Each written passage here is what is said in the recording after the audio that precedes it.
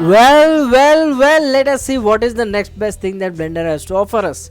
With that being said and done, let me go to File, go to New, and then go to Sculpting. And here we get a quad sphere. This sphere is different from our normal sphere. Let me go from Sculpt mode to Object mode, go to Add, go to Mesh, and come over here in the UV sphere and tap G and move it somewhere aside. And now let me click over here and click on the wireframe and increase the wireframe completely. Now you can see the way they are made. We have a corner point where a lot of lines are coming over here and merging, but in this sphere, the greatness of this sphere is even if the lines are coming and merging over here, they haven't forgotten being quadrangles. They have 4 sides, whereas this thing is very difficult to sculpt. So I am selecting this thing and deleting it, selecting this thing and going from object mode to sculpt mode, and then going over here in the overlay and clicking on the wireframe to get rid of it. Now if you click and drag, the line will be protruding outside. If you control click and drag, the line will be protruding inside. Let me show you from here. It's going inside, and if we click and hold shift and click and drag, then it is going to smooth it out. Radius increases the size of the brush. Let me come over here, and if we have low radius, for example 10, and click and drag, so we are having lines of less thickness.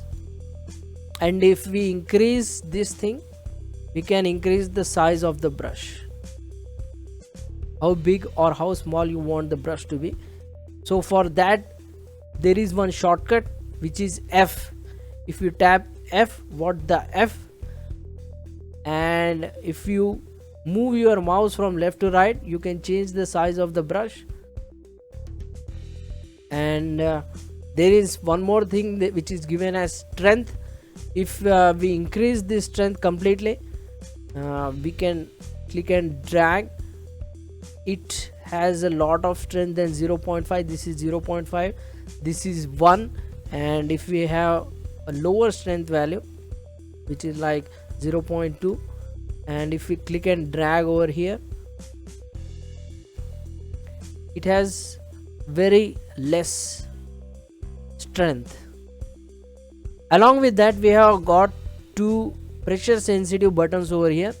What this actually does is, if we have pen tablet, for example this is the pen tablet, and on this tablet you can draw over here, and the thing will be replicated on the screen. And also you have tablets with screen over which you can draw over here, and it will be visible in your computer screen. So for that, what this button does is, this defines the strength of how much we are pressurizing the pen on the tablet.